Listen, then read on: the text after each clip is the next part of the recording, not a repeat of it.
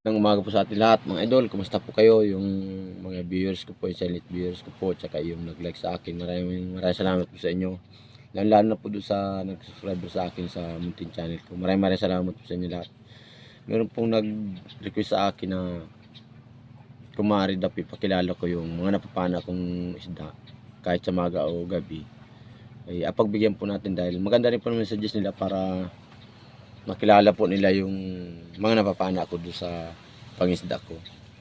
Kasi po mga idol, sana po ay masuportahan pa po niyo yung aking agawin pang mga video ng upload.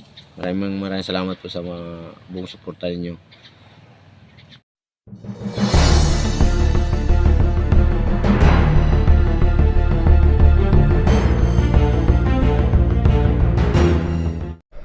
Welcome back po ulit sa aking channel mga idol. Kaya nga kami pamana ngayon sa gabi ay kami na may galambat sa maga. Ito, nagagayak na kami. Tayo nag-picnic mga idol. Oh. Lakas ng amihan ngayon ulit dito sa amin, dito sa pulo. Sumimi na namin amihan. Ayan, lakas.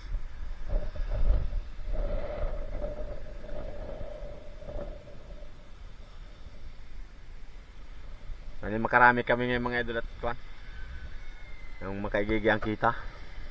Dahil namin mga idol yung panaw na malaki dahil kapo may nakita kaming pugapo o yung grouper. Kaya subukan naming silipin. Nagdala pati kami mga idol ng flashlight. Ito.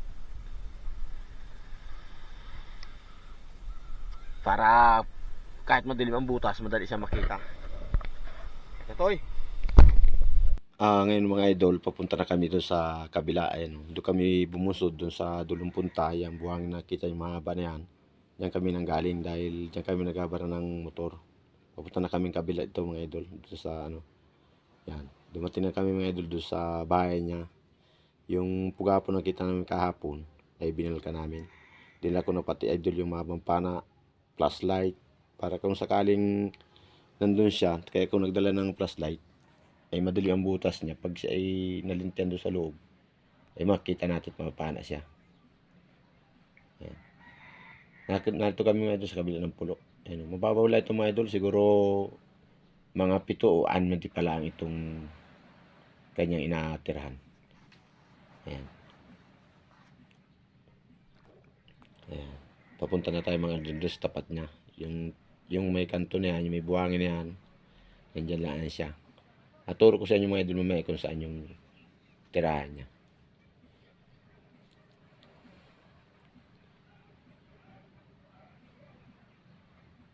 Yan, dyan yung tirahan niya, yung kanto na yan. Diyan ko siya nakita sumuot. Ang dami kong nahuling mga idol dyan, yan. Yan yung tirahan niya, dyan sa kanto yan, dyan na maralas siya sumuot. Marami ko na nakita idol dyan na pugapot na huli. Ayan. Kaya lalim na kita mga idol, kailangan pag pupunta kita doon sa kanyang maralasuutan, kailangan dandahan lang.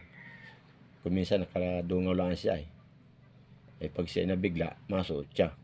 Ayan yung mga idol. Diyan maralas ko diyan siya makita. Ayan dyan. Kaso nung silip ko sa kanya, wala siya. Kaya ako, bumalik na muna ako sa ibabaw para silipin naman siya doon sa kabilang butas na kanya pang inadungawan minsan. Sa ibabaw muna kita mga idol dahil pahinga muna kita para may inis naman kita. Silipin natin mga idol ng flashlight. Nung balik ko ulit mga idol sa ilalim para sa ulit silipin, padalawang beses na itong balik ko na ito ay nilintihan ko yung loob ng butas na suotan niya. Ito, palapit pa lang ito mga idol.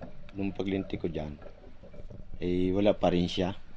Siguro nakatago pa dun sa loob at hindi pa siya nalabas. Yan. Yan, diyan ko asilipin yun. Diyan sa rin maralas dumungaw yan, sa lugar na yan. Diyan ko laging may napapana ko dyan. Diyan lagi sa butas na yan. Kaya nung wala siya, bumalik ulit ako mga idol doon sa babaw para tumimpo ulit at siya isilipin ulit pagbalik ko. Dahil wala siya doon Wala yata ay! Pero tirahan niya yun Nung pangatlong silip ko mga idol, natsimpuhan ko siya dyan sa butas na yan. Yan, yun. Kadungaw siya, kaya paunok na siya, pinaanak ko siya, hindi ko alam kung saan siya tinama, basta kinasa ko lang dahil paunok na sa butas siya, patago na naman, kaya pinaanak ko na, hindi ko alam kung saan siya tinama, basta pagpaanak ko, kumulupog siya, ay hindi ko alam kung sa pisngi o sa mata siya tinama. Kaya tinawag ko yung mga kasamahan ko doon sa anak ko, sabi ko dalhin mo rin yung maliit na pana, yung panggabi, dahil asiguraduhin natin, dahil sayang malaki-laki pa naman yung pukapo, kaya yung dali-daling ano ko palapit sa akin. Sabi ko sa kanya, ay akong lang mapana. Sabi naman niya, akong laan tayo, sa akin. Sabi ko, ikaw kung ikaw mapana, sige, ikaw mapana. Sabi niya sa akin, abidyo mo lang tayo ako, kaya pinagbigyan ko na rin siya dahil first time daw niyang pumana ng pukapo na gano'n na makalaki, ay kaya pinagbigyan ko siya. Ayan. Pero sumilip puli ako mga idol nun dahil para sigurado kung saan talaga ang tama, kung mababaw yung tama niya ay asaksakin ko siya kung ulit ng talim. Pero nung silip ko sa kanya, yan o, yan, yun yung mukha niya. Sa pisngi pala siya tinama papunta doon sa katawan niya, kaya sabi ko makabalik ka lang uli ako dahil para panain uli ng anak ko. Ayan o, yan, malaki-laki mga idol yan. Hindi ko muna binunot yan dahil baka siya makahulbot, makawala siya. Yan, bumalik ulit ako idol dun sa taas para sabihin ko sa kanya na panain na niya para hindi makawala. Ayan siya. Yan, nachimpo siya. Yan. Ngayon mga idol ay dali-dali siyang pumunta ron sa pugapo para panain na niya. Ayan o, dali-dali siya. Sabi ko sa kanya, ay asiguraduhin mo kung atamain at baka makawala. Ayan o, yan. Yan. Panain na niya ngayon, pangalawang pana.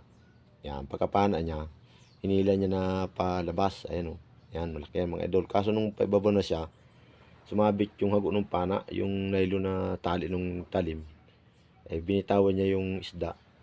Nung apuntahan ko at akalagin, ay naunusan na ako, kaya bumalik uli ako rin pataas. Sabay kami dalawa yan o. Naiwan yung pugapo doon sa baba.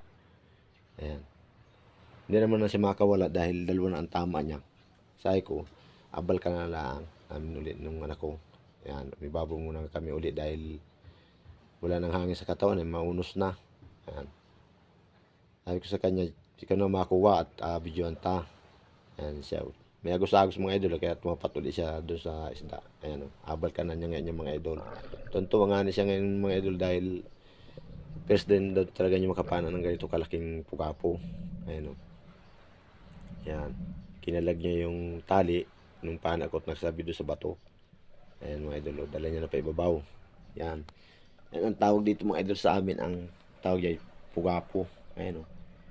Siguro ang laki niya siguro mga 5 o 6 na kilo ito. Ayan. Mahal ang kilo mga idol nito. Sa amin ang kilo nito pag medyo mahal-mahal 350. Pero kasagaran nito mga 300 lang ang kilo nito. Ayan. Sa matang tama nung pala primero sa may pisngi. Ayan. Ayan. Medyo nabalikot nga ni mga idol yung kwan. Kaso yung pangalawang pana pala niya, sa may unguslaang, natanggal agad. Mabutit yung primerong pana ko ay sagad halos doon sa buong katawan niya. Yan. Ayan idol. Ayan. Salamat nga namin na huli yan dahil nachimpong ko doon sa butas na nakadungaw siya. Ang ganda palang tama mga idol. Nasagad doon sa kalubluban ng katawan niya. Parang tinindag. Parang inasal siya ng kawayan na panglityo na yun. Yan. Sagad hanggang idol yan. Hanggang bituka niya siguro. Hanggang kalahati ng katawan. Kahit anong ganyan. Hindi siya talaga makawala. Ayan o. Laki ng bibig mga idol. Ang talas ng mga ngipin idol yan. Kaya pag yan ay nanginain, malaki-laking isda rin nakain itong pugapo na ito. Ayan, pinataas ko naman dito sa bangka para hindi na siya makawala at baka makawala pa sa ayo. Oh, may ito no. Kung walang flashlight, hindi mahuli. Ano? Mabulit nagda kay flashlight.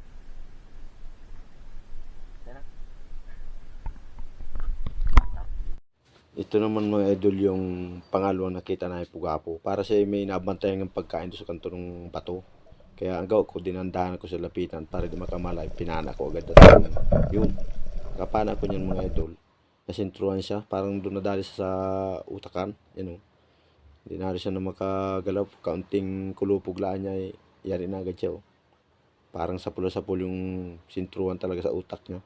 Ang laki mga idol nito, siguro ang laki ito, mga 8 o 7 kilo. Basta mga 8 siguro kilo ito mga idol. Ang laki niya, no?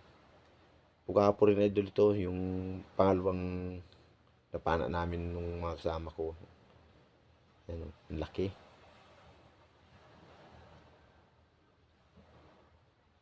Mahal din ang kilo mga idol. Pares din ang kilo niya nung nauna ko napana. Pares ang kanila eh.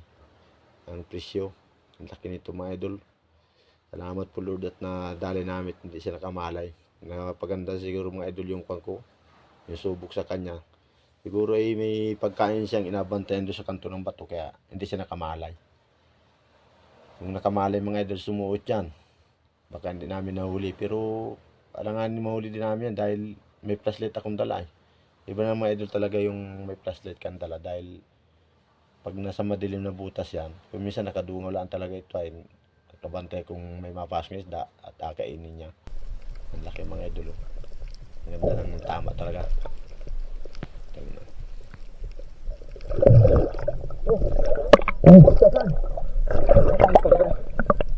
Parang isa pa eh. Parang may sumut pa isa eh. Si! Kipo kami.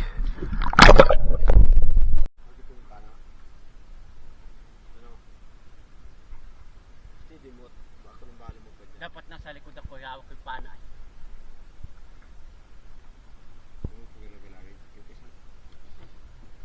Patay naman ako. Parang pa yun. Lahat, lahat na yan.